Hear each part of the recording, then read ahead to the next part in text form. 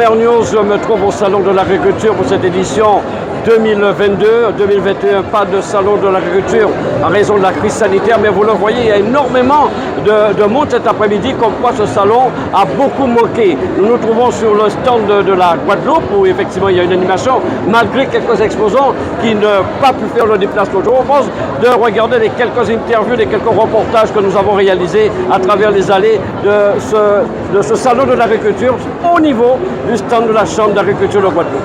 Sur le stand de Vanigrois et en compagnie du président de cette association, Cédric Coutelier, qu'on se rappelle qui en 2020 avait obtenu une médaille pour la vanille. Alors depuis, comment les choses se passent? Ben, ça se passe très bien.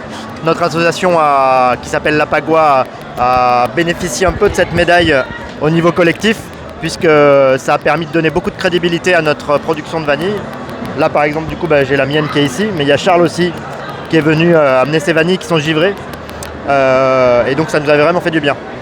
Et c'est une production qui a évolué depuis. Est-ce que, cette médaille évidemment, mais est-ce que la production de la vanille, on peut espérer un jour en termes économiques? Alors, du coup, le fait d'avoir concouru et d'avoir été primé a permis de rendre beaucoup plus crédible la vanille de Guadeloupe. Alors la production augmente petit à petit, mais la marge de progression par rapport à l'importation est encore très faible.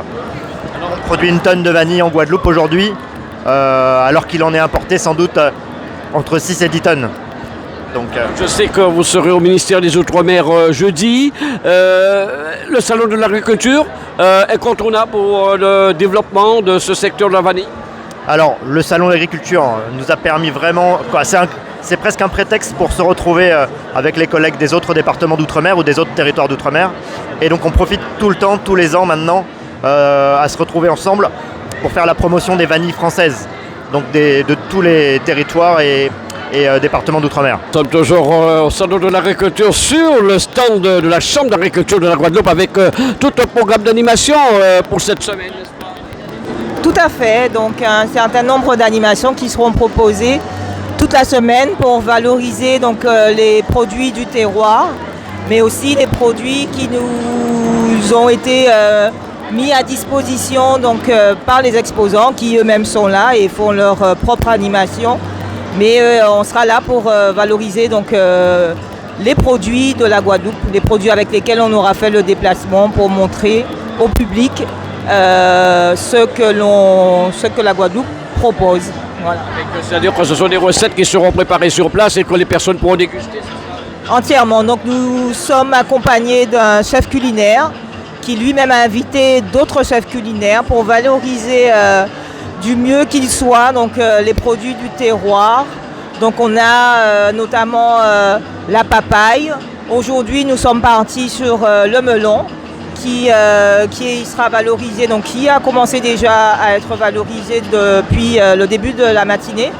Et donc on prévoit une valorisation par ces chefs culinaires, parce qu'ils sont plusieurs, donc au travers de sorbets. Nous sommes en période de carnaval, donc on aura une innovation de beignets au melon et d'autres produits qui seront aussi mis à disposition par les exposants dont je parlais tout à l'heure, donc les punch Mabi, en l'occurrence pour le punch au melon. Voilà. Et puis à cette journée de mercredi, c'est l'animation? Tout à fait, donc mercredi, on partira sur l'inauguration de l'espace Région Guadeloupe avec donc la contribution de l'ensemble des exposants, parce qu'on n'oublie pas, donc la Chambre d'agriculture est présente avec la région et les autres partenaires. Et nous accompagnons les professionnels qui ont fait le déplacement à cette occasion, pour cette occasion. Pardon.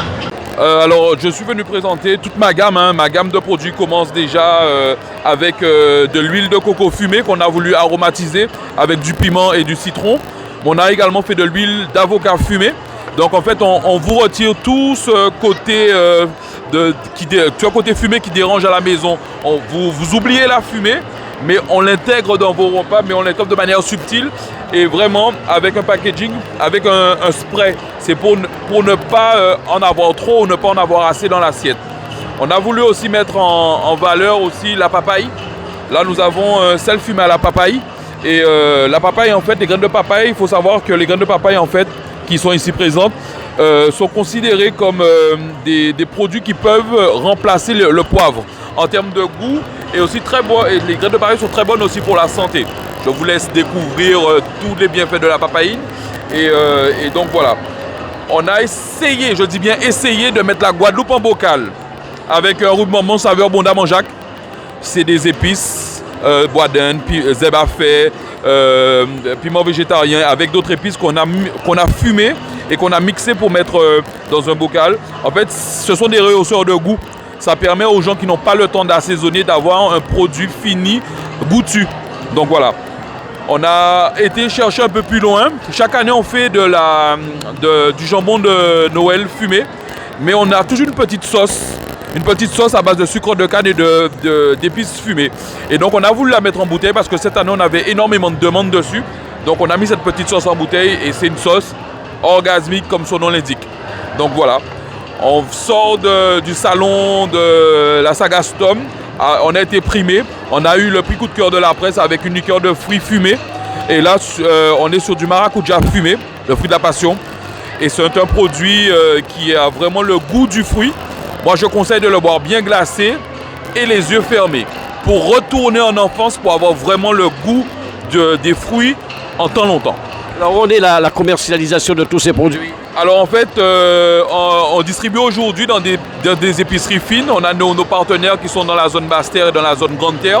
Mais on a aussi également des restaurateurs tels que le Chéris qui se trouve sur la commune de Gobert, qui utilisent, parce qu'on peut apporter tous nos produits. On fait du poisson fumé, du magret de canard fumé. Donc ce sont des produits que les restaurateurs utilisent, notamment le Chéris de Gobert, à la Marina.